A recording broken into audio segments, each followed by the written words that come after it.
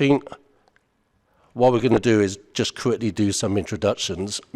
That's mainly for the benefit of members, because I understand that the officer team is relatively new. So I don't know, Mike, if you want to do some.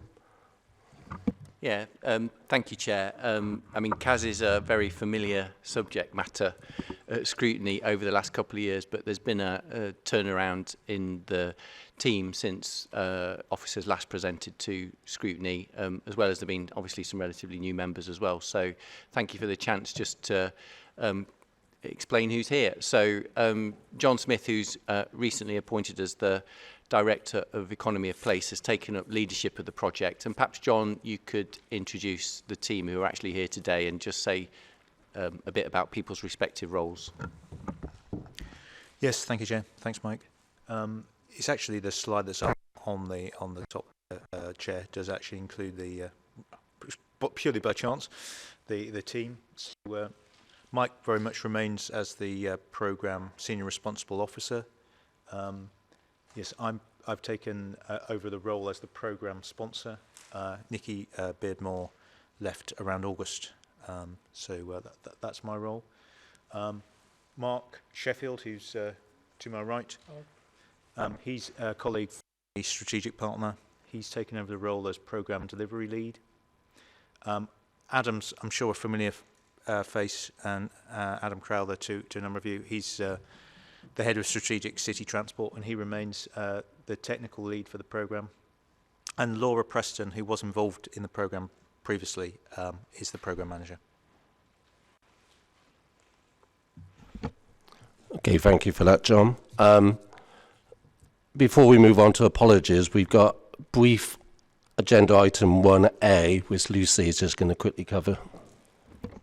Yes, hi members. If you could please note the report as set out, which is contains the updated membership. So as most of you will know, Councillor Carla Denyer has resigned from the OSM committee and has been replaced by Councillor Tony Dyer, who was appointed as chair of OSM at the last full council meeting. So just that one's just for noting. Thanks.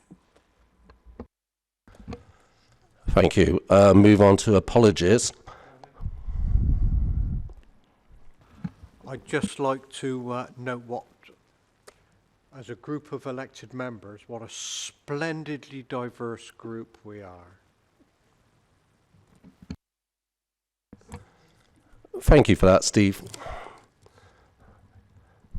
So moving on to apologies, I have apologies from Councillor Bradshaw, and I believe Councillor Goggin is substituting for him.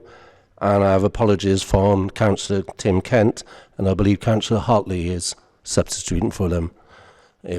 Are there any more apologies? No, I can see you all here, so we'll move on quickly.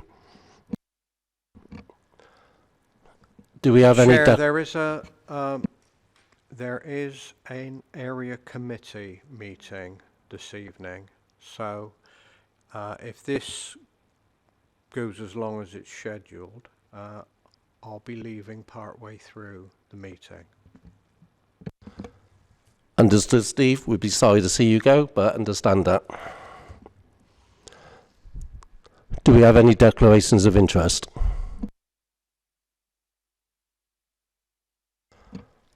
Okay, minutes of previous meeting.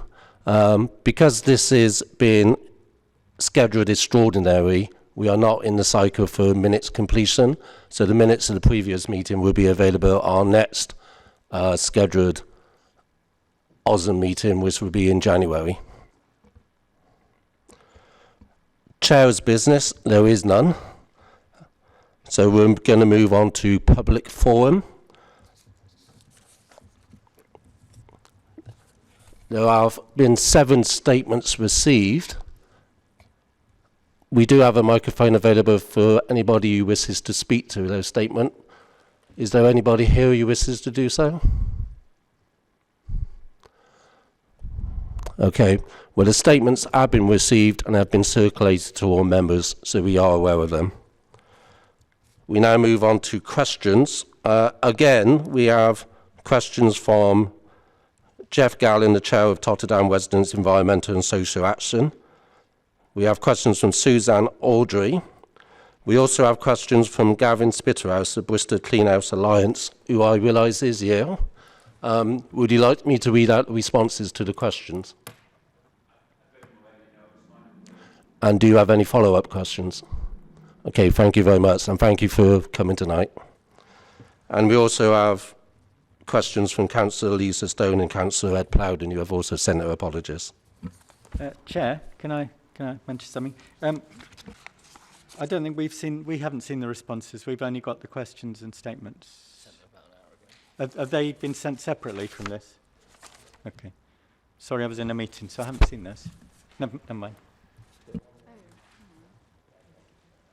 Sorry, we printed off the wrong copy. So they have been published. They have been published. Yeah, the printed versions don't contain. Yeah, sorry, apologies. Yeah, they're on the public website, but apologies, we appear to have printed out the ones without the questions and answers.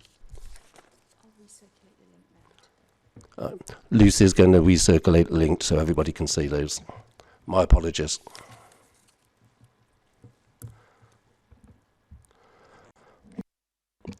However, that now brings us on.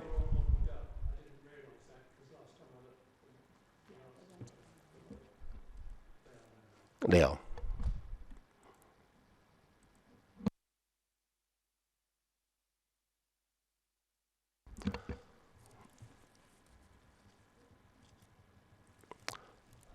Okay. The main item that we're looking at tonight is the clean air zone. John, I believe you're going to do a presentation, but before you start on that, what just want to quickly say is when we go to questions afterwards, I realise there's going to be a lot of questions. We've got an hour and 20 minutes to look at the questions and then another 10 minutes for summing up. And I would like to keep that because hopefully that might even give Steve a chance to be at the end of it. What I will ask is when I go to individual members for questions, if you have multiple questions, try not to do more than 3 or 5 at a time.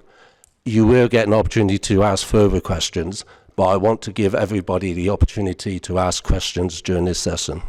So I would appreciate if you indicate and then wait for me to call you before asking your questions. And with that, John, hand over to you. Thank you, Chair. It's a very simple and very brief presentation. I thought it would just help to give the group some context. I'll run through it quickly if that's what you'd like, Chair. Yep. Okay, we'll do that. So we've done the team. So we're already well advanced. Oops. There we go. Just let me get adjusted to the sensitivities of the controls. In terms of the update, just in terms of where we are. So the financial business case. John, can you just move a bit closer to the mic? Of course I can. Sorry. The final business case process has been quite, as I know the group is all very familiar with. The final version of business case with some minor amendments in from the previous version has now been approved by the Joint Air Quality Unit. That approval came through on the 1st of November. The funding letter didn't come along with that, but we have now received that. As ever with these things, Chair, the devil is rather in the detail in terms of the actual makeup of the individual elements of the funding. So we're working through that detail at the moment. Mark and I had a call with Jacku this afternoon. I think we're nearly there, actually. There's no major surprises, so we will be finalising that package very soon. Once that is done, then, and certainly in time for the Cabinet meeting in December, then both the final, if I might call it the final business case, and the funding letter will be published along with the Cabinet papers. So all of that will be made available. In terms of the team, you've met the key members of the team already.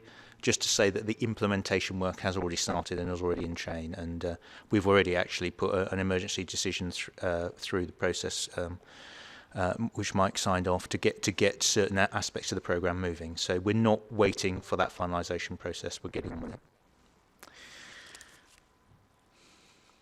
So just very brief headlines of the funding. It is a comprehensive support package to support the clean air zone. Overall, the funding is some 42.3 million. It covers those different areas listed on the side: vehicle upgrades, bus retrofits, sustainable travel packages, and the freight consolidation centre. The funding is available in 2 stages. It's worth highlighting. The second stage is called the stretch phase, so 17.5 million of the 42.3. We do have to apply again for that stage, for that second stretch element of it, and that will be dependent on the different groups and how the gap is split between those groups. So it's something that we have talked and worked through with Jackie, and we're quite comfortable with how that will work, but I just wanted to point that out for the group. And just finally, just timelines, Chair. So as you know, go live is planned for late summer next year. It is a challenging target. I don't think it's been done that quickly. However, as we've been planning for a little while, we've started implementation already. We're hopeful that we will meet that target. The grants and loans process, which is a very important part of the support, that will be available from early next year, and we are confident that that work and the package that has been approved will enable us to meet the compliance for the scheme with the legal requirement in 2023. That's all I wanted to say, Chair. Thank you very much. Thank you for that. Let's go immediately to questions. Who wants to go first?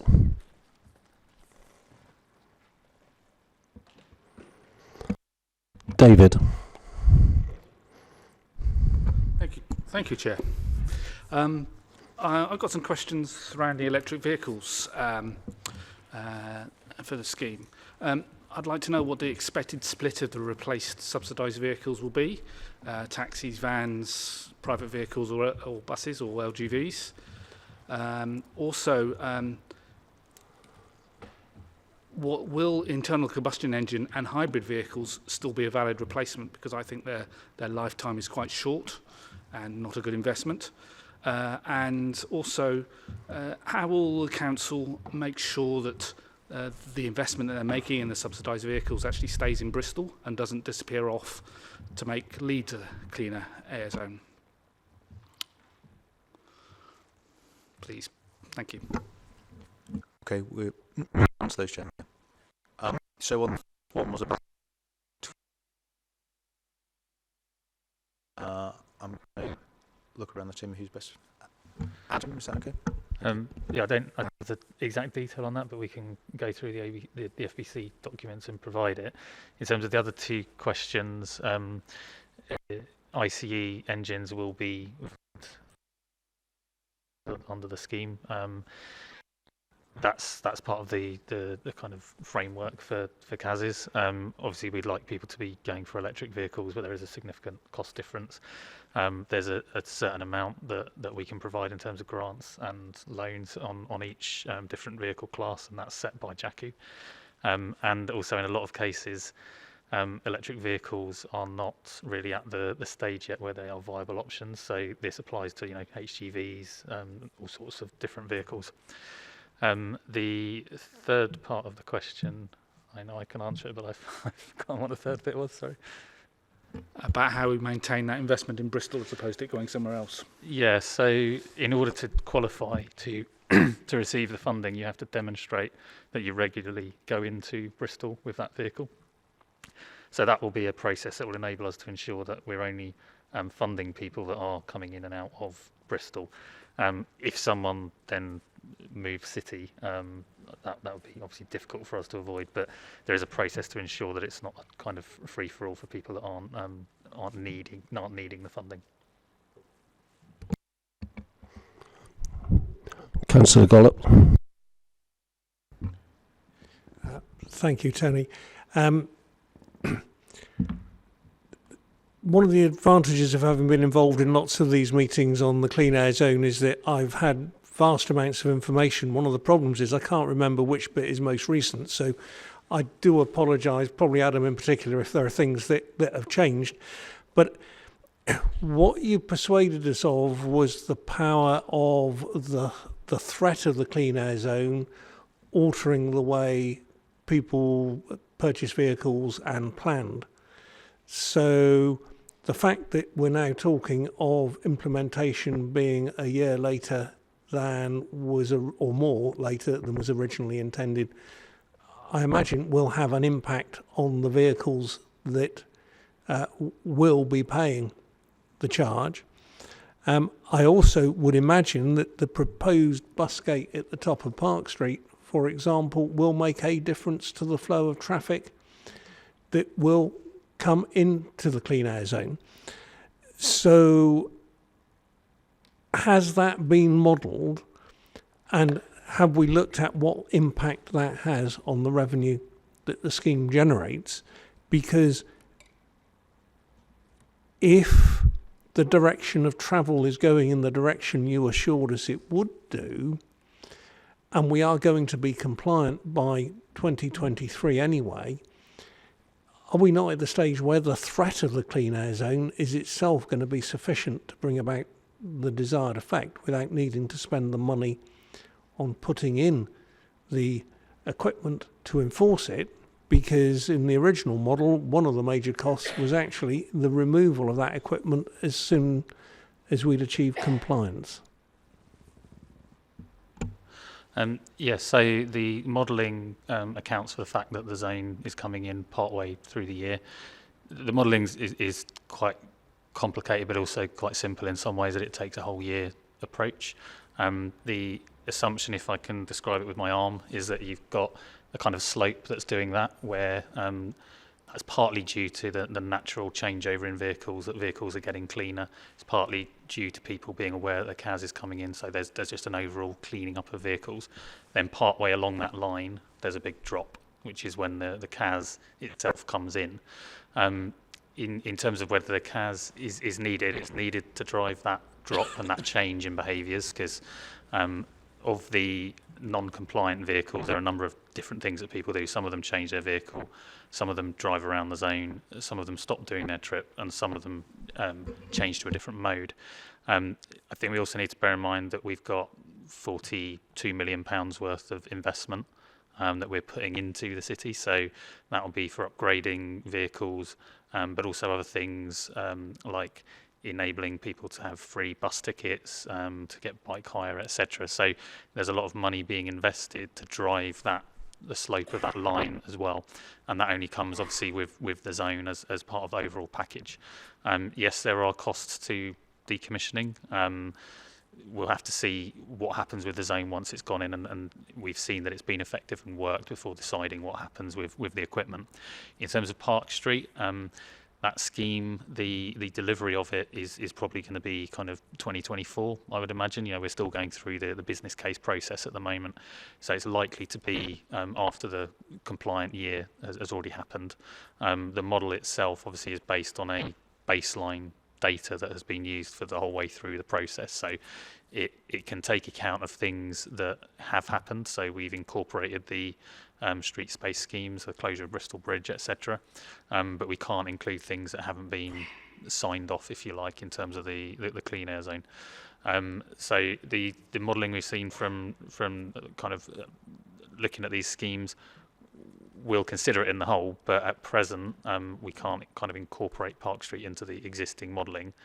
As I say, it's likely to come in after the zone has got us to compliance, and with the fleet generally cleaning up overall, we should be continuing on that kind of downward slope.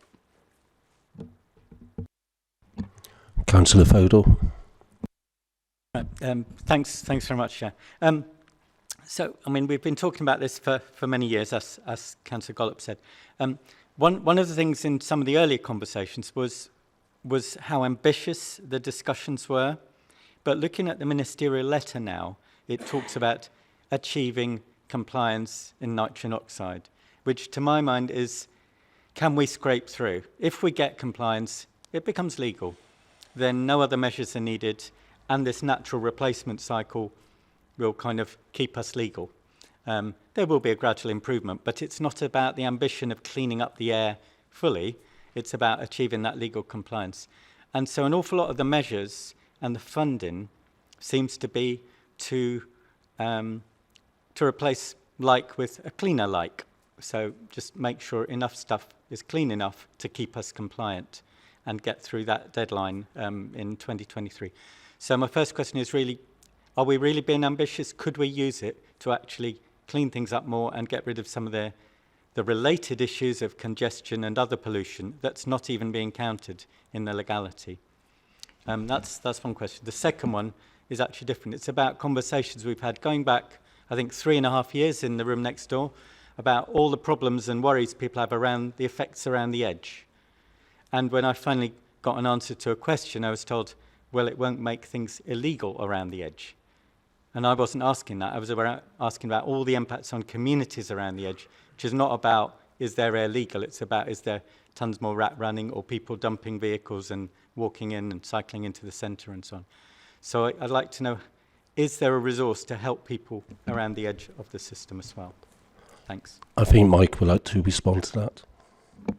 Thanks, Chair. So I'd certainly like to come in on the first part, Councillor Fodor, and then perhaps Adam or John might want to comment on the second part. So actually, I think as officers and the administration have always been really clear that we don't support the very narrow approach of the clean air legislation. I think, you know, the Mayor spent quite a bit of time at the start of this process talking to government about the difficulties that was creating, in that it did drive us down a very narrow path towards focusing on legal compliance, but that is the nature of the directive. And JACU have made it very clear that the only things that they are willing to fund are those things that have a very clear evidential basis that they help the council get to legal compliance, and to be frank, nothing beyond that. So I think our view would be, if there was additional government resource to go further and be more ambitious, we would be doing that. Sadly, that level of resource through this route is not available.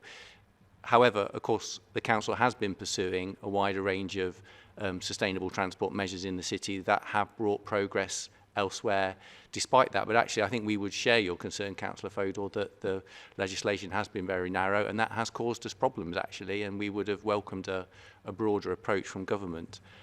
In terms of the displaced traffic impacts on communities, it is something we've discussed at great length here. And I think, again, we would say, because of the way the government has focused on the very narrow nature of the legislation and only been willing to fund those things that have an impact on air quality compliance, we haven't been able to make the case for them to provide additional investment. But Adam, I don't know if you want to say any more about that.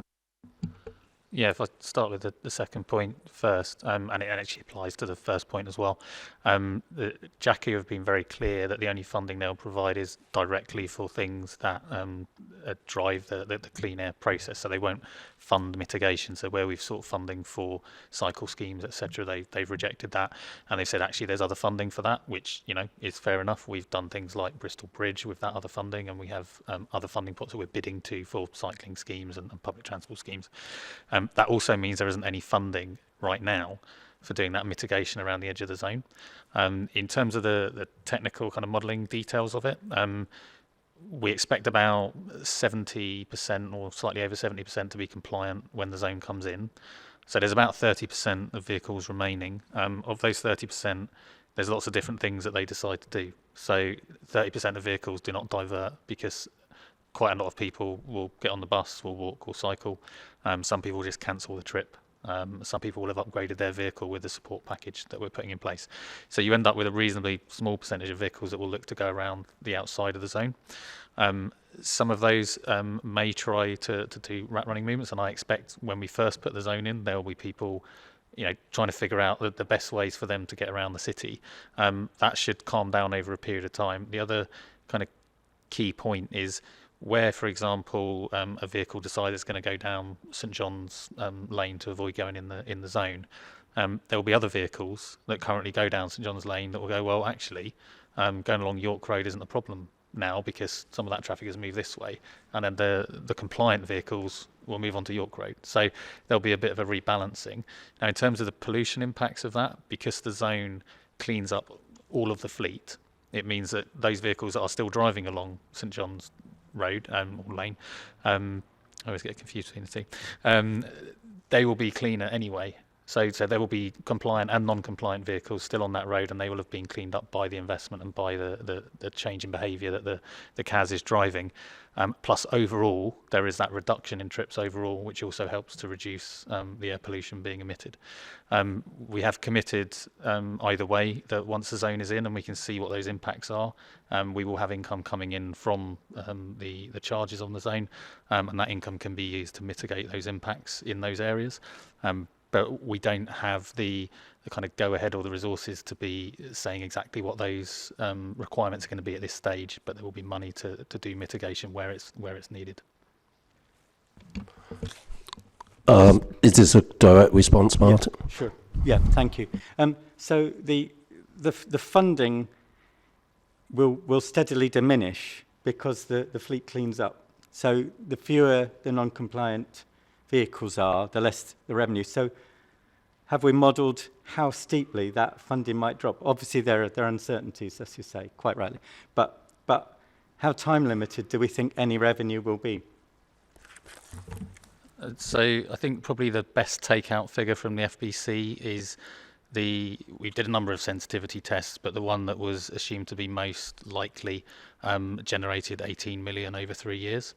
After 3 years, you'd think, well, either you've cleaned up or the zone maybe isn't there.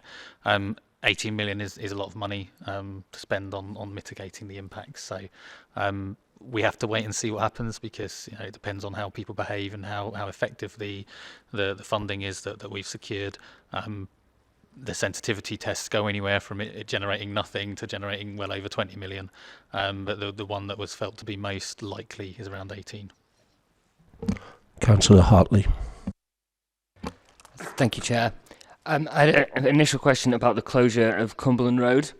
First of all, why is this the only road that's being closed as part of the CAS? And also, which end will it be closed at, west or east? So the proposal for Cumberland Road is to make it a bus gate inbound. So the reason it was selected was at the other end is a park and ride with a Metrobus service. So in terms of encouraging people to use alternative modes, it's a good option. Also, the traffic that goes along there ends up in the same place, whichever of the kind of 3 routes it takes. So it was felt we could cope with the traffic on the other approaches. And currently Metrobus suffers from, or did suffer from, delays before it was closed inbound on the approach to Bedminster Bridges roundabout. So that's why it was selected. The location of it yet to be determined. What we expect is that it will be somewhere around where the current bus lane ends, near Gasferry Road. So kind of to the east of most of the business areas. So you'll be able to get to the businesses from either direction, but you'll be going out via the Cumberland Basin. Okay. Thank you. I had one other question on the exemption for local residents. Now, originally when the scheme was touted, it was going to be a 1-year exemption. Now that's been reduced to December 2022. Can I have an explanation as to why that's been reduced? Yeah, so Sorry, JACU were insistent that we didn't have exemptions during the compliance year, because that would affect potentially the compliance. So if we have exempt vehicles driving around in 2023, then that potentially affects whether you're going to be compliant in that year. In terms of the impact of that, if we had started the scheme in October of this year, we would have been giving a 1-year exemption. So we've actually got slightly longer for people to change their vehicles, because they've now got till the end of December 2022 rather than October 2022. We also have the enhanced upgrade package, which will be available from January. So we've got quite a lot of money in there to go out and do outreach to people, to explain to them what their options are, particularly for businesses, help them access that funding to upgrade their vehicles. So I think overall you could kind of argue we've still got that same level of exemption for people that you won't have to start paying until 2023 in those instances. Thank you. Thank you. Thank you, Alex Keaton. Thank you. Councillor Massey. Thank you. My questions are about the dreaded Portway Bridge Valley Road issues. And I notice on the map that it says, oh, which has just disappeared, right, which said that large vehicles will be expected to turn left at the bottom of Bridge Valley Road to avoid going into the CAS area. That is a really sharp turn there, even for cars. Have you had any thoughts about remodelling that part of the junction? That's the first question. The second one is, and I hesitate to mention the dreaded word about the King's Western Bridge, but that was, I know. As I said, I did hesitate. We could remove it completely. Well, it's an option. We could put it on the Portway. But, you know, there were warning signs there about the height of that bridge at the time, and they were ignored. And I just worry that large vehicles coming along the Portway will equally ignore signs that tell them not to go any further, because you really can't turn left if you're driving a great big lorry, because you just won't get up there. So are you going to have really highly visible signs all the way along before they get there? Otherwise, we're going to have another King's Western Bridge situation. Wants to answer that one. Correct me if I'm wrong, but I think the indication for larger vehicles will be via Sylvan Way rather than Bridge Valley Road. And I think it's expected that they would turn left. It's a last chance opportunity for people to avoid going in the zone Bridge Valley Road. So there will be signage well in advance of Bridge Valley Road to ensure that people are going via the right routes. And, you know, as we've said, we've also got a large upgrade package in place to help people upgrade their vehicles, and a lot of that will be targeted at businesses. So that hopefully, you know, I know there's a lot of concerns about HGVs and business vehicles diverting through residential areas. That's why we've secured such a large package to do those upgrades, to help businesses upgrade their vehicles, so that impact is lessened. The King's Western Bridge, so could you repeat the second part? Sorry, I was just focusing on the first bit. Yeah, it's an in-joke, I think. Okay, all right. Can you put your microphone on, please, Banda? Yeah. There was plenty of warning, but they were totally ignored, and that's why I'm just worried about that. And also my other question was about the actual junction, and have you thought about you know, making it easier to turn round there? So I don't think we're planning any redesign of the junction, but junctions are designed in the first place to accommodate the vehicles that are allowed to turn at them. So you'll find the stop lines for traffic will be set quite far back to enable those turning circles. So it should already be designed to accommodate those vehicles, even though it is very tight. Councillor Gargan. Thank you, Chair. I'll just start off with a couple and then pass on to somebody else for some more. Do we have figures on the percentage of the nitrous oxide pollution that is caused by commercial vehicles as opposed to private cars?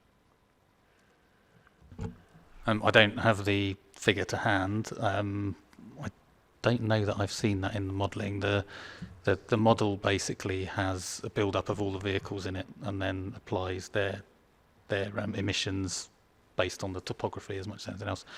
So I would imagine it's in the model. I haven't seen that data, but we can check if that's required. Yeah, I was just wondering if that was taken into consideration when it was decided whether or not to do the larger CAS C, which only charged commercial vehicles and didn't charge private residents of Bristol, or the smaller CAS D, which obviously does penalise the private cars. So the larger CAS C on its own was not enough to reach compliance in the time frame that Jackie wanted us to reach compliance. We then looked at a larger CAS C with a diesel ban, but also with a smaller CAS D. The work that we did since then, particularly around the street space schemes, enabled us to reduce the size of that larger CAS C to be the same as the small CAS D. But the C on its own has never been enough to get us compliant. Thank you. And you'll have to excuse me as I've come late to this and I'm substituting for Councillor Bradshaw. So I've obviously missed out on a lot of discussions before. Could you give me some details of the support package for people with private vehicles to upgrade their cars, especially for the large numbers of people in the south of Bristol who haven't got an awful lot of money and may only spend £1,500, £1,600 on a car and then run it until it dies? How are they going to be helped by our support to get compliant vehicles?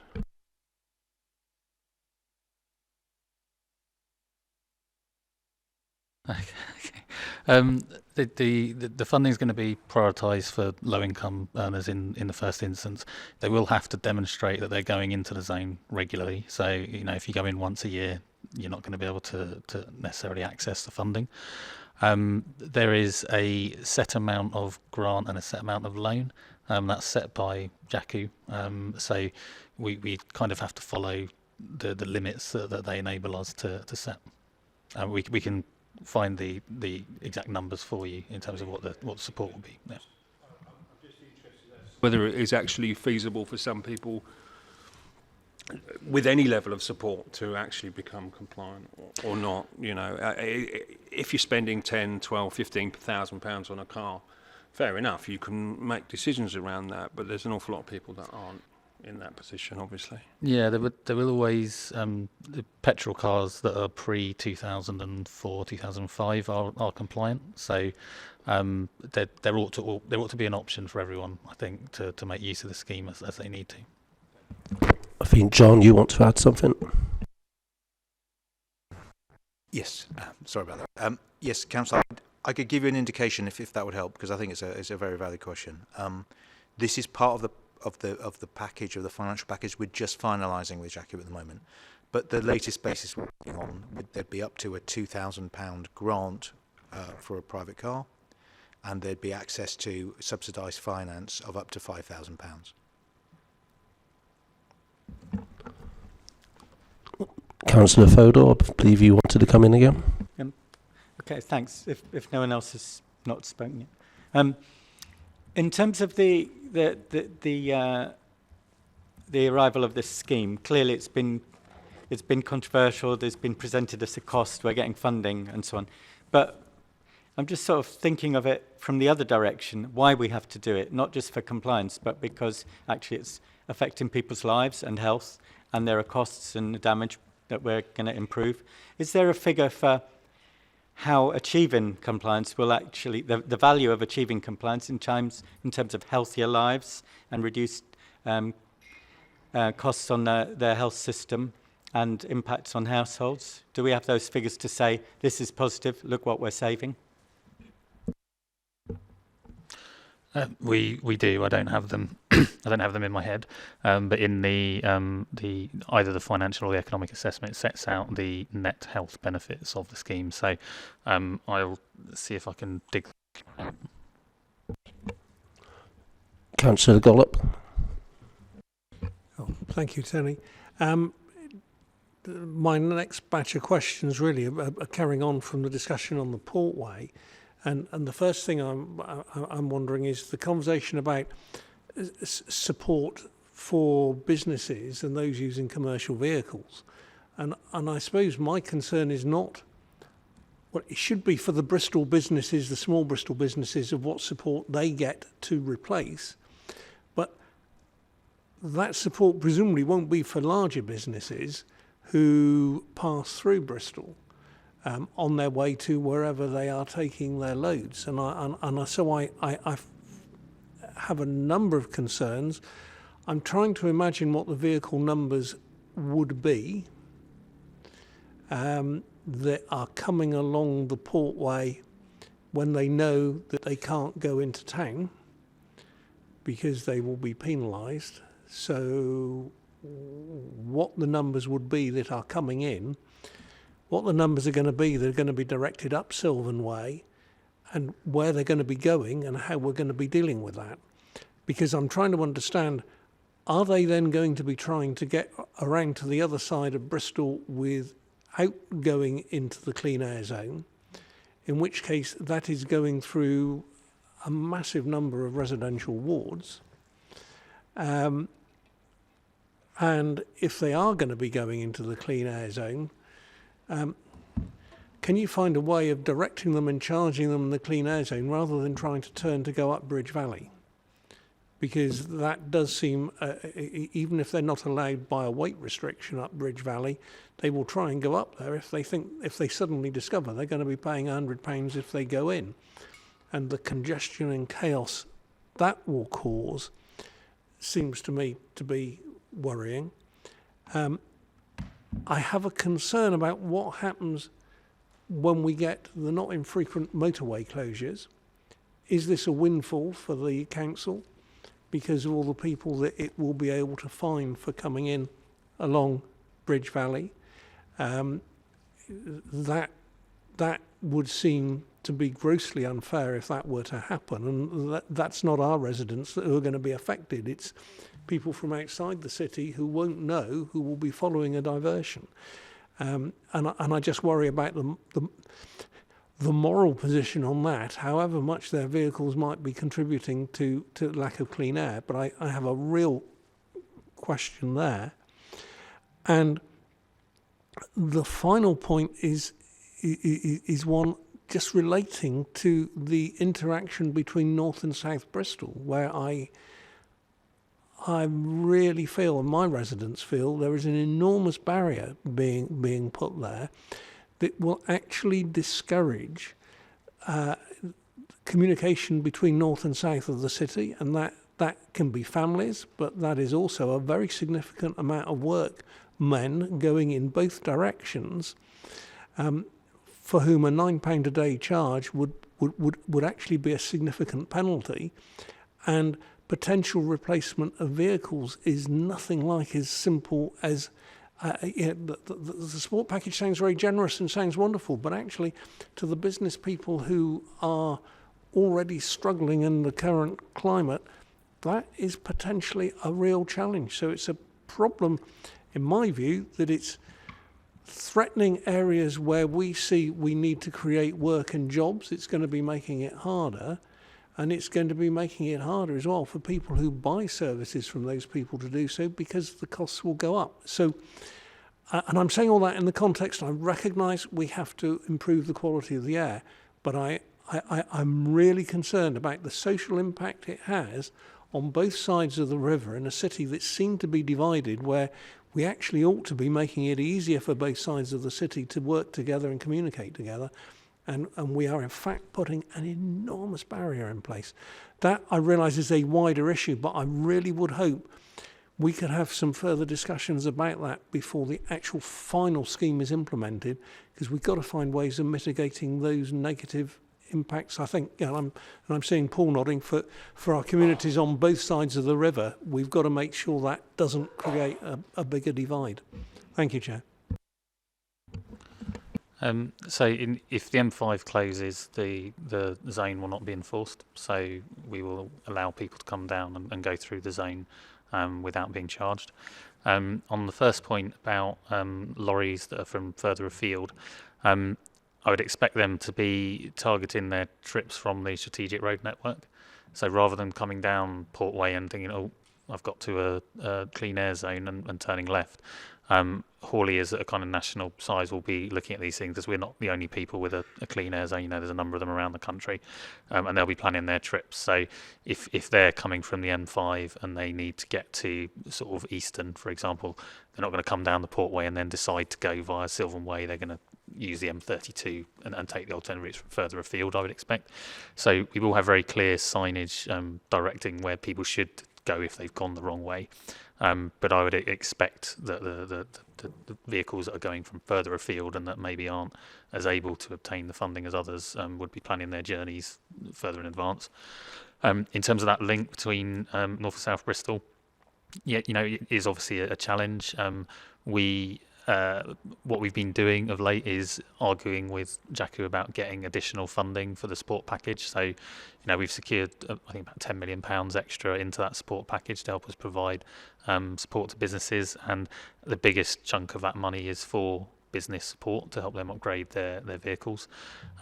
upgrading a vehicle has other benefits to a business longer term. The cost of running that vehicle are cheaper. So, you know, I think there is, looked at in the right way, there's potentially benefits for businesses from this process and the money that is being made available, because, you know, a good chunk of it is grant money. It's not all interest-free, you know, or reduced interest loans. So, and you know, we have been trading that this is going to happen for a while. So, you know, as you're planning your business activities, hopefully you're aware of that. You know, the money now being made available should hopefully mitigate the impacts of it on the businesses, and help us with cleaning up the air at the same time. John, do you want to comment on that? Yes, if I could, Chair. Thank you. I just wanted to offer my take on the important issue of the current status of where we are. The current model has been developed, and it is a delicate balance, and Councillor Collops, but it has been developed, as you know, over quite a long period, in collaboration with the Joint Air Quality Unit, and the point that we've got to is that, you know, the government have now directed Bristol to implement that scheme. So that is a legal requirement for us to do that. So I just wanted to clarify the point on where we are, that the scheme as currently designed is what we will have to be, and that's what we're getting on with doing. It isn't a case of there being, you know, further consultation on the scheme or being able to vary it. We have to implement the scheme that they've directed us to do. Thank you. Adam, can you turn your microphone off, please? And don't take this personally, Councillor Wilcox, but in the interest of North-South collaboration, I'm going to go to Councillor Morris of Stockwood next. Thank you, Chair. So just a few questions. The grants for the residents, is that coming from the 32.3 million that's set aside? And if so, how much will be sort of ring-fenced for them? I think it's really important that Bristol has evolved as a city over millennia, I suppose, really, as a place that you have to go into the city to get out of the city. And what I want to know really is that, so if you're trying to get that modal shift, will there be public transport enhancements to support those who can't afford on day one or will need to access the city centre? I'm particularly concerned about access to the BRI, because that's very badly served by public transport, even just to change bus routes to get back out again. I also have very, very real concerns about the Portway being included in the scheme, because over the last few years, I think South Bristol residents have been particularly hard hit by reducing access with the Bristol Bridge closure. It's harder to get to Temple Meads, moving of connecting bus stops, for example, just to name a few. As a result, they are trying to get to work now by going around the city. One of those ways is the Portway. So it's very clear that by including the Portway in the scheme, you will be making it more expensive for working people, many on lower wages, to get to work, is how I feel at the moment. And I need to know whether there'll be public transport and what other measures will be in place to support those people. So the amount allocated for low-income earners, I think, is 1.8 million. Is that correct?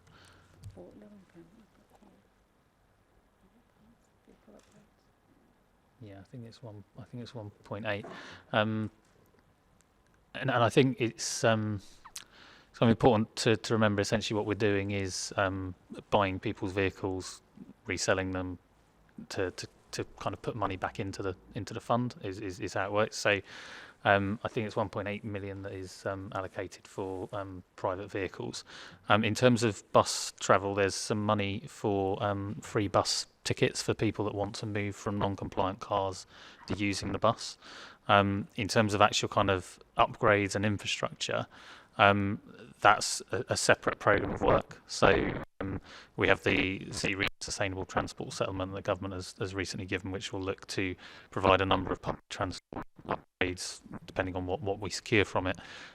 We're working already on the 2 route, which is the bus deal route, which goes from Stockwood across to Cribbs Causeway, which will also benefit other routes. those schemes, they do take time though, so it's difficult to implement lots of infrastructure in a short time scale, and the direction from the government has been get this done as quickly as possible. So we've made some changes, and Bristol Bridge, for example, resulted in first putting additional buses on the 2A because of the reduced journey time that they could achieve through that. I think, yes, including the Portway will have impacts. That's why we've got the support package that will help people to upgrade their vehicles. But it's also equally important that we are cleaning up air and meeting the targets that the government have set us. So the free bus tickets will be available on the existing routes. So if somebody living in Hartcliffe or Stockwood wants to get to the Portway to start work at 6 to 2 or do a 2 to 10 shift, it's going to be, well, there's no public transport there. Yeah, so we've also recently, WECA have recently submitted the BSIP, the Bus Service Improvement Plan. That is more aimed at services rather than infrastructure. So we're waiting, obviously, on what government are going to give us from that pot, because there's a £3 billion pot. We need to see how much of it we secure for the area. But within that, they will be looking to secure lots of funding for additional services and creating a network that is more fit for purpose for a city of our size in terms of the levels of frequency and the services that we have. That was submitted at the end of October, so that's gone in recently. We should find out hopefully fairly soon how we fared with that, and that will be more about providing more services at the right times. Excellent, thank you. And just to confirm, the 1.8 million for private vehicles is coming from the 32.3 million. Right, thank you. I think Mike wants to add something to that as well. Sorry, it's on top. The 32 million is for the businesses. 1.8 is for private vehicles on top of that. Thanks, Chair. Councillor Morris also mentioned access to the BRI. And just say we've been working really closely with the hospital and have agreed an extensive programme of exemptions for patients at the hospital. So if your concern was people who needed to access the hospital to receive treatment, effectively people will be exempt. We could share more another time, Graham, with the details of that, but there's an extensive package of exemptions available for patients who need to get to the hospital. Yeah, so will that include the visitors as well?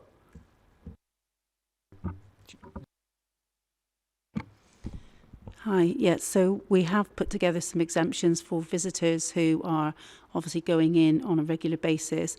This was a very delicate matter to be able to decide or distinguish who should be available to accept these exemptions. So we've actually worked with the hospital and said that we'd give them the discretion to decide for those people that are going in on a regular basis to visit people to actually apply for the exemption.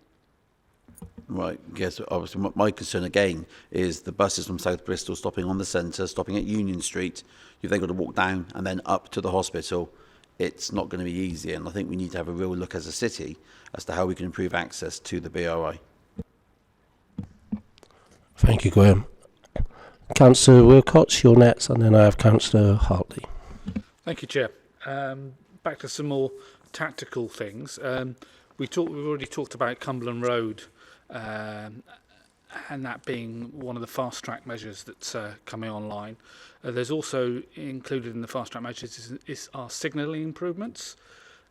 When will these fast-track measures be coming in, and what signalling improvements are you trying to incorporate, please? So the signalling measures are looking at trying to, where feasible, restrict flows into certain congested parts of the network to reduce the emissions in those direct parts of the network. So mainly looking at that kind of Upper Magdalen Street, Park Row corridor where the pollution is worst. And we have been doing already an awful lot of work on those flows in that area because of the active travel scheme that we put in, the cycle lanes, which some of the battens are missing, but we're bringing forward a consultation shortly on the permanent scheme for that as well. So we've already been doing that on the worst part of the network.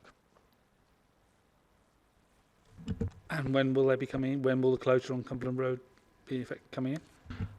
So it's going to be timed for when the existing closure goes. So it's closed at the moment because of the the wall collapse.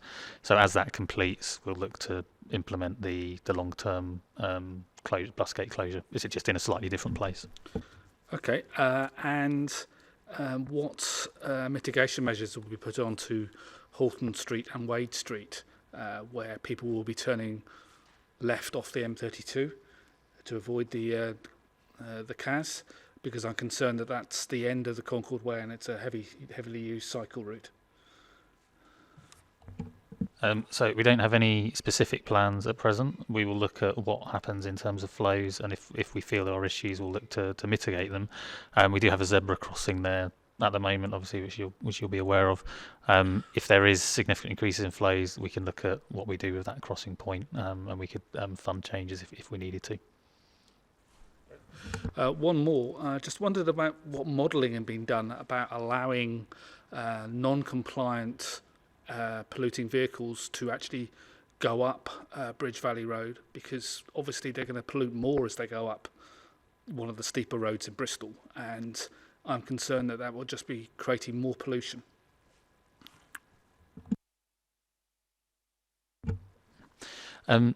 Yeah, so I guess to explain how the air quality works, there is a background level of air quality, and NOx, which is the main pollutant that we're targeting with this scheme, disperses over about 15 metres. So it's interesting to note the M32, for example, is not our worst air quality point because it's quite open and wide. So as the air disperses, it doesn't build up in the same way.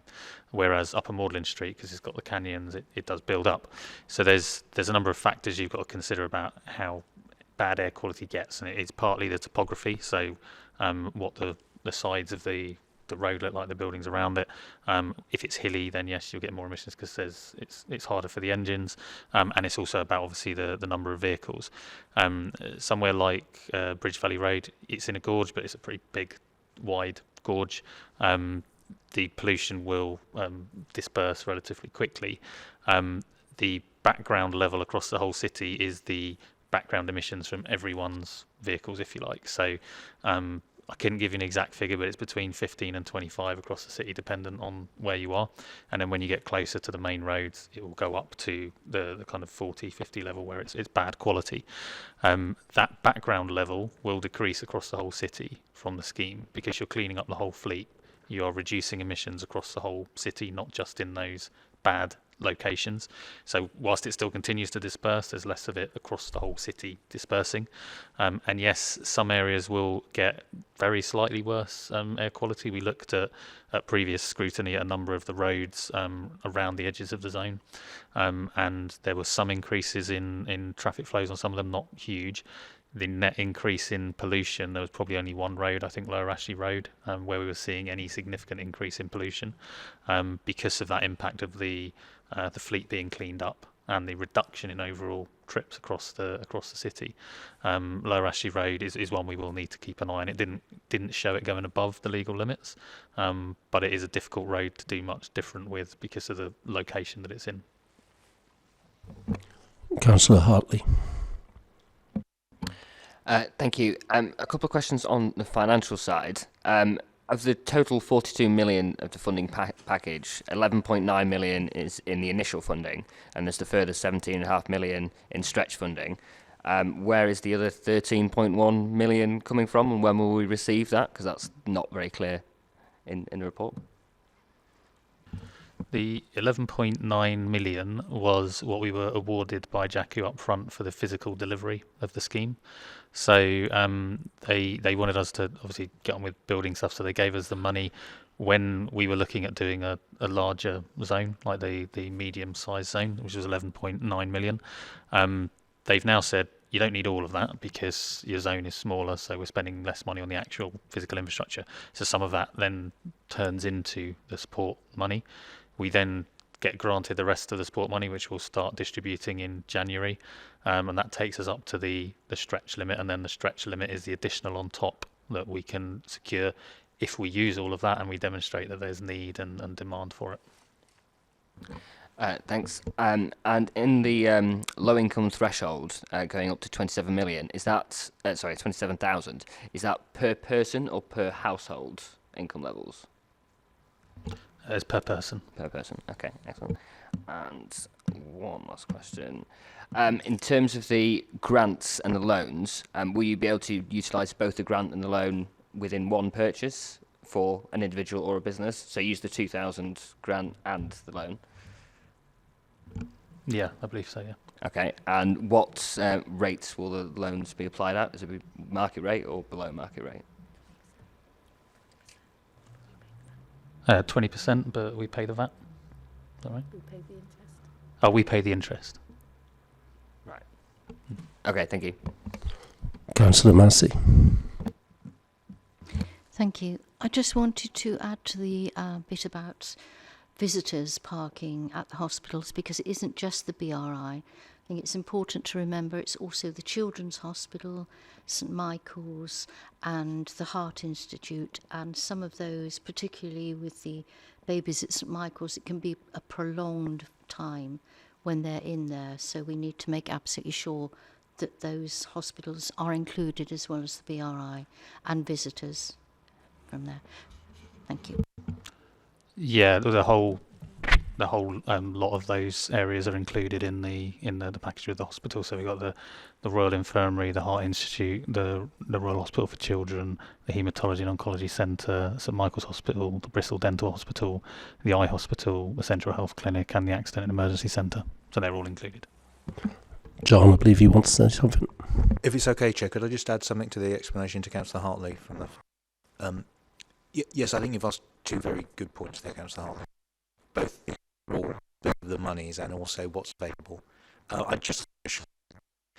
First of all, and how we apply that going forward is quite complicated to reconcile, so we're just working through that now. And similarly, obviously, we're aware that people want of support, so we will, once we finish these discussions, which do include that aspect, we will put some communication out just to explain that really clearly to people. So I'm sorry on that. Councillor Goggin. Thanks. Just another brief question about the exemptions, and I hate to bang on about poor residents and so forth, but I've heard that some of the exemptions are going to only last 6 months, which I understand is because the period has shifted. Can you just tell me, for things like people who are having to travel to care for their family members, for nurses that can that are travelling into to medical establishments or what have you in the evening when there is no public transport, or blue badge holders, things like that, which of these exemptions are going to be permanent and which are going to be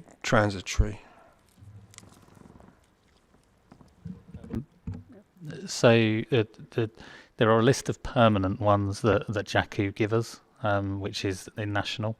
So it's historic vehicles, certain disabled passenger class vehicles, not all blue badges, but certain vehicles that are in its class 85 and class 78. So things like diplomatic vehicles, military vehicles, blue light vehicles, those sorts of things. All of the others will be local exemptions, which will be time limited. Yeah, so specialist vehicles, cranes, things like that. Yeah, which you can't retrofit them very easily. Yeah, so they're permanently emergency service vehicles.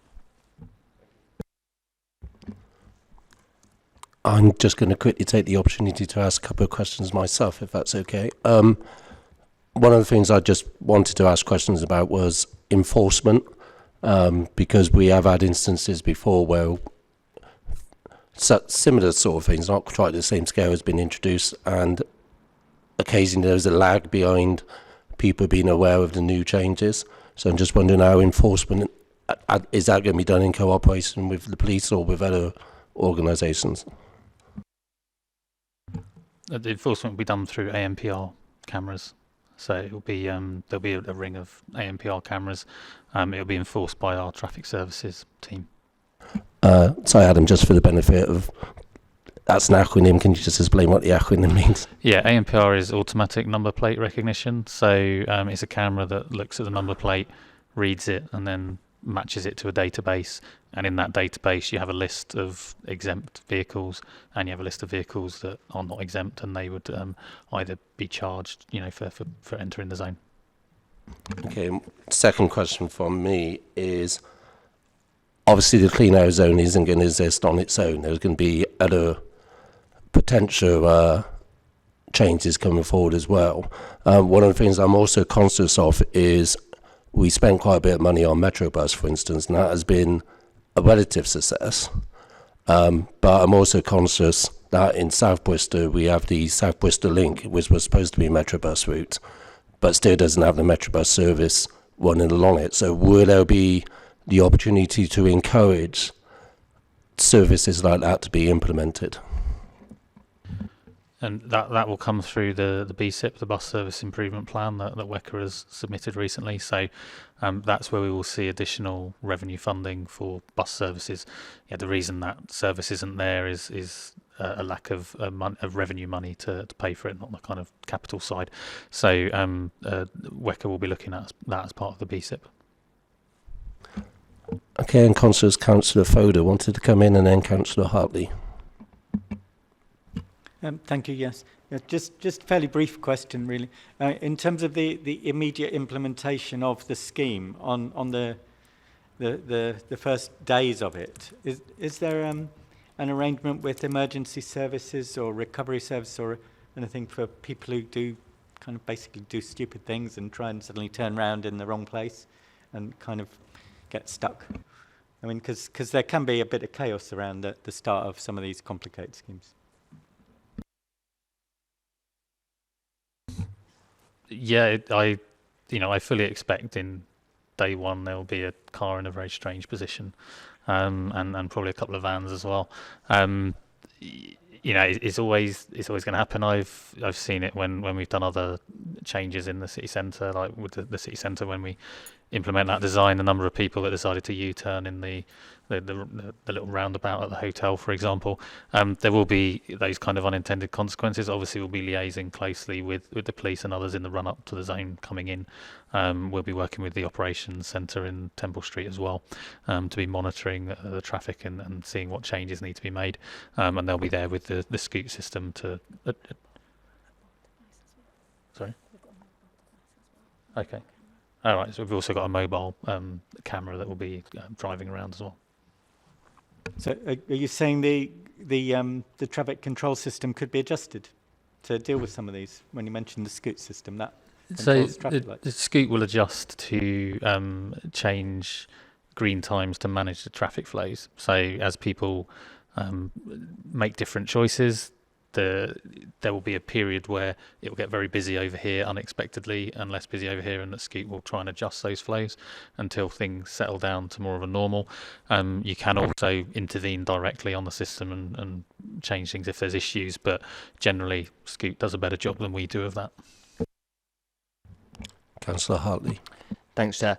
Just to follow up on the answer you gave to Councillor Goggins' question, the local exemptions will be temporary. Is that all of the local exemptions will be temporary, and will they all be temporary until December 22, or will some of them continue after that? It's all until December 22. Okay. Councillor Gollop. Thank you, Tony. I just wanted to start by saying to all officers, and particularly Adam, to say thank you for a really robust presentation. It's refreshing and very reassuring when there is such a grasp of such a mind-bogglingly complex issue. So really helpful, and Adam has almost managed to convince me on some of the things I'm concerned about. So and that's quite a compliment. It's a sign we're probably getting a bit flippant, because we were just commenting that it's very reassuring that you will have emergency vehicles on hand, and that the crane that will be needed to remove the 40-tonner blocking Bridge Valley won't have to pay to get in. But there is a serious point there in terms of the concern about Bridge Valley. It really is a worry.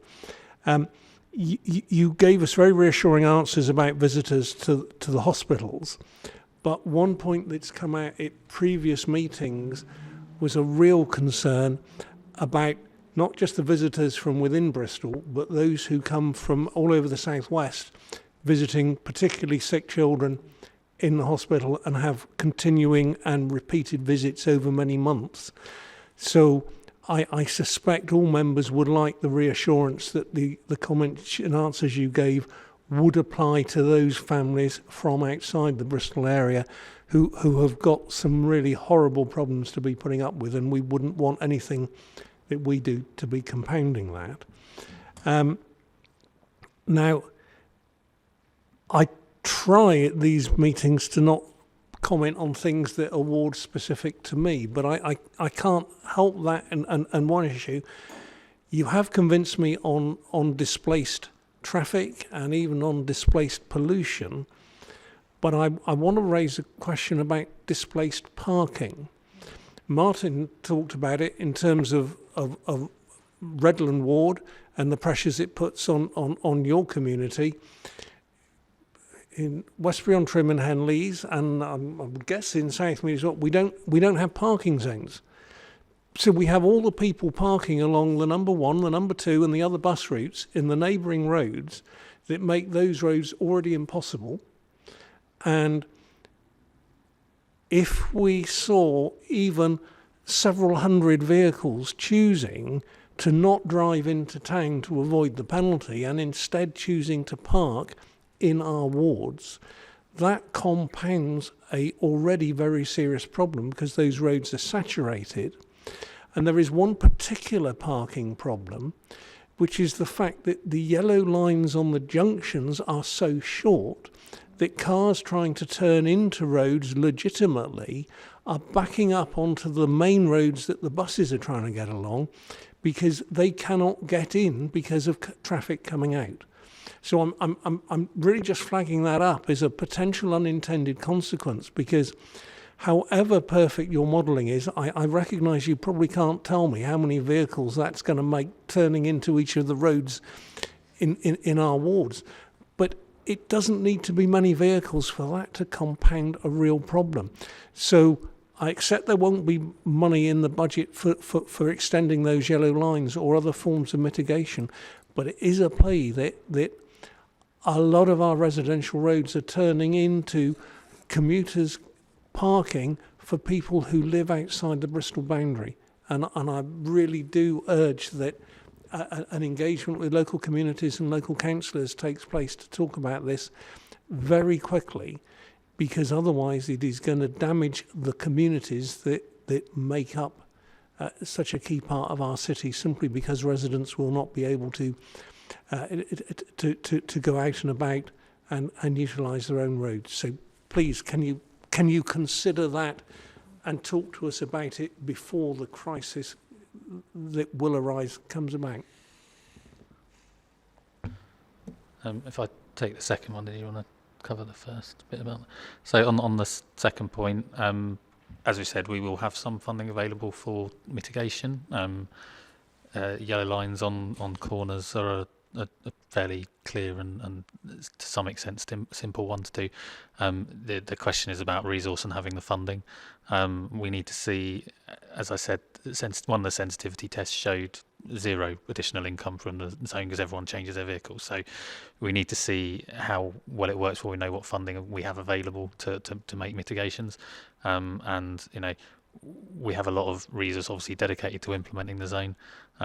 We will need to then have resource available to look at what mitigations we can put in place when it happens, and we will have to prioritise those as well as to where the biggest issues are occurring. But yeah, I accept it could well be an issue. Laura, did you want to cover the hospital one? Hi. Yeah, so in terms of the hospital exemptions, we accept that there are people that are going to be able to apply online. And for those that aren't able to apply online, there will be tablets, if you like, at the hospital. That's one of our proposals, where people can register their registration. That again then gets recognised in the system and obviously exempts them for paying the charge on that day. So I guess that doesn't matter if they're coming from within Bristol or outside of Bristol. If they've got a hospital appointment at the hospital, then that person or the person driving them can obviously put their registration in and be exempt. Again, in terms of visitors visiting the hospital. And again, this would apply to people outside of Bristol as well as to residents in Bristol, because we can't begin to determine, if you like, the eligibility of somebody who's going in on a regular basis and asking for any kind of such evidence would seem very, very insensitive. Again, we're leaving that down to the discretion of the hospital, and they're happy with this because they also do something similar for their parking schemes. So people who are regular visitors of the hospital actually are entitled to a discount of some sort for their parking. So they're going to apply the same principle to people who are having to go through the CAS scheme and be charged. Tony, if I can just make one comment in terms of the neighbourhood parking issues, and I'm guessing this is really just a comment for Mike that I recognise nothing can be done about, but in the old days of neighbourhood partnership, at least the neighbourhood partnerships could make allocations for really specific problems and prioritise them and choose. In the situation we have now, where there is no local money and no local ability to contribute, we as councillors have no ability to input and identify those roads that are absolutely critical and presenting a real danger. And I just wonder if somehow out of all this, if there is the potential for funding, if there could be a way identified, because actually it's the councillors and if it's not the councillors, it's the local communities that can identify the roads where the danger is greatest. And it would be a really positive way to give the communities the feeling that they are being listened to if that engagement could take place. And I'm guessing if the traffic regulation orders that were needed could be applied in bulk, it would at least be some form of economy of scale. But just a plea of, can we try and look at that and capture it? It's a way of giving something back and making our communities feel they are at least being listened to in some small way. Except it can't be all the roads. I could give you a list of 100 in my ward alone that are in need. But it would be a step in the right direction if we could take a few off that list. So thank you. Thanks, Jeff. I'll allow Mike to respond to that. Yeah, so first thing to say is, Jeff, hear the request and noted. I mean, the reason why it's difficult for us to make any commitments at this stage, and Adam has said it in different ways several times today, is we can't say with confidence what the excess revenue is going to be. So to make commitments now actually is potentially going to mislead people. And I guess the other point to make is we have a backlog of requests for, traffic mitigation crossings already. So, part of this is just about the need to prioritise resources. What I am happy to make a commitment to, Chair, is that once the scheme is up and running, we're obviously more than happy to come back to scrutiny with, the monitoring evidence that we've got and to hear additional concerns from members. I mean, we do recognise that this is it's a significant change for the city. We need to be very mindful of the need to gather, evidence from across the city as to the impacts, and to think very carefully about how we prioritise whatever resources we have got available to mitigate those impacts. And clearly, intelligence from local members will be an important part of what we'd be looking to gather as part of that process. Thanks, Chair. Thank you. Councillor Morris, I didn't know if you wanted to come in. Thank you. Just two questions. Just going back to Jeff's comment about the parking awards, it will impact the south of the city as well as the north. So it needs to be a citywide approach. The second point was just going back to that 1.8 million. I'm looking at the approval of the full business case and the numbers shown in there. Where does that 1.8 relate to into one of these sections, or does it not?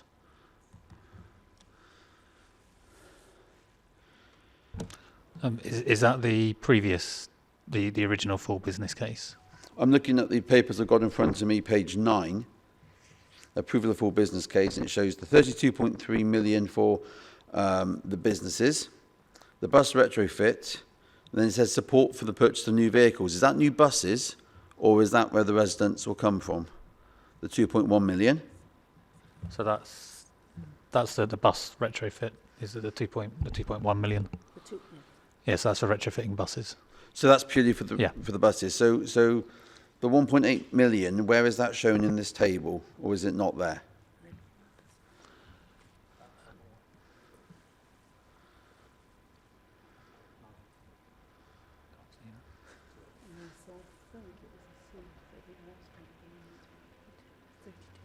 Right.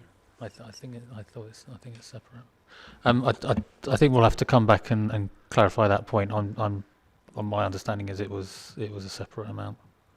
Okay, thank you. Yeah, I think Councillor Morris may be a case of actually showing the papers you have, because they may be looking at a slightly different page. Yeah, I mean, we will obviously publish the final FBC, which has had some amendments made to it, and part of those amendments are the amount of money that we've secured from government. So, if you maybe email us the document you're looking at and a specific question, and we can come back to you with the detailed answer. Okay, thank you. I mean, it's the one that's quoted for this meeting tonight and in the public domain. Right. Yeah. So I'm just curious because it's not there, and I just want to know. Right. Thank you. Councillor Wilcox, and then I'm going to stop wrapping up. Thank you, Chair. Yeah, so I have some questions about that table as well, because the items on that table come to 42.3 million, and according to the full business case letter received from DEFRA, you're only getting 36.9. So I'm slightly confused about how these tables add up. So I think if we could have a revised document, which might be obvious in the revised business case, which we haven't seen, that would be very useful. Send it to all members. I've got another question that I've not heard discussed this evening about in terms of what happens to the revenue. I noticed in some of the business cases that I've read that we have to return either 10 or 20% back to JACU. Has that percentage been finalised yet? And is that 10 or 20% coming out of the 18 million I think you were discussing earlier? I think the fee is £2 per transaction. So that's what they charge us, £2 per charge that we implement. So it's the same for lorries, or it's not a percentage, it's a flat fee. The 18 million is net of costs. John, do you want to come in? Yeah, just a quick one to Councillor Wilcox. Yeah, the flow of the money is confusing. As I said earlier, we have been working through the detail of it and just to reconcile it. So we will definitely clarify that. But the overall total is 42.3. The earlier letter they accepted, haven't they? Laura Laws worked through the detail with them, was incorrect. The 36.9. So the overall total is 42.3. Exactly the split, and your point's a good one. We'll clarify the amount for the cars and how it all works. And also, I think on Councillor Hartley's point, what's available for each person, that's really important, isn't it? And we're just working that through. Okay, I'm going to try and make an attempt to sum up. So because the output from this is a report to go to Cabinet from ourselves. I think one of the things that has come across very strongly to me is that for various reasons we accept the need for a clean air zone, whether it's to tackle air quality, but also because it's a government requirement for us to do so. However, I think, as in many schemes like this, the devil is always in the detail. I think we have been very impressed by officers and the responses they've given us. I would like to second what was said earlier by Councillor Gollop. Thank you very much for your informed responses and taking our questions in the manner they were intended. I have a list of things that I think were brought up during the discussions. Displacement problems is a key concern. The enforcement, what the approach would be to enforcement, exemptions, who would be eligible for them and for how long, financial support to residents, you need to adapt to the clean air zone, the net health benefit, as well as it just simply being a government mandate, public transport enhancements. Clearly, another key area is access to the hospital complex, both for local residents and wider patients and visitors. Changes to roads, for example, Cumberland Road, Park Street, Bridge Valley Road. Crossing the city, the north-south divide, and how we ensure that we don't make that even considerably worse than it already is. And also the underlying finances of the scheme, which is some of the, I think some of those are in the revised business case that we will see December, January. Be published alongside the cabinet papers. Yeah. Okay. Does anybody else want to add anything else to that list? Councillor Gollop. Tony, did you mention the sort of mitigation usage of the, which we accept is revenue dependent, but the need for mitigation to be applied and prioritised and so on? And I'm not wanting to specifically mention my ward in my projects because I know it's others as well, but I think we need to make sure in a comment to Cabinet we talk about that and engagement with ward members rather than it being a Cabinet or administration decision of where the money goes. Yeah, I agree, and if you like, I'll mention Southfield Ward as well. Adam, I think you wanted to comment something. Yeah, just to answer a question that was asked earlier, I finally dug the numbers out. It's 10.96 million is the health benefits of the scheme over a 10-year period. Anyone for any more? Okay, obviously I will, with Lucy's help, try and put what I've just said into something that's actually close to Shakespearean English, and obviously get your approval and comments and edits.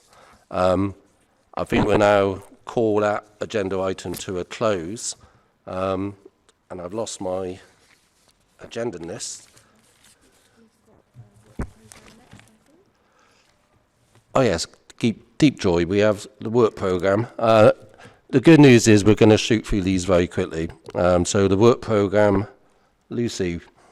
Yeah, so members, just a couple of points on the work programme. So I was discussing the forthcoming OSM meetings with the OSM lead members yesterday, and I picked up a few actions. So just to update you, the business plans for Bristol City Council, the intention with those ones is that they would come to a formal meeting in around March time.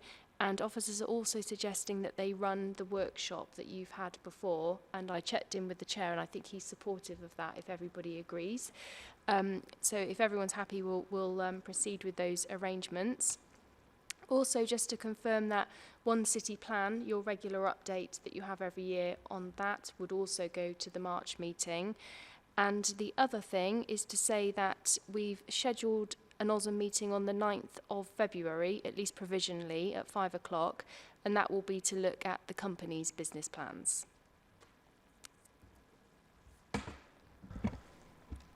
And then the Mayor's forward plan. I mean, I'm quite happy just to talk about this. There have been 60 items added to the Mayor's, well, it now consists of 60 items. I believe are for December Cabinet. And there are 26 that at the moment are scheduled for July 2022. Yeah, but what has been explained to me is that's not actually the date, it's just the way the system works. It doesn't allow them to say to be confirmed. And it's likely that some of those items will actually come to an earlier Cabinet. And then finally, number 10 is just for members to note the WECA Minutes, which I believe was from the September meeting. There was also a joint WECA scrutiny and audit briefing, but we can discuss that at a later meeting. And unless anybody else has anything to add, I think we can all go and get a cup of coffee.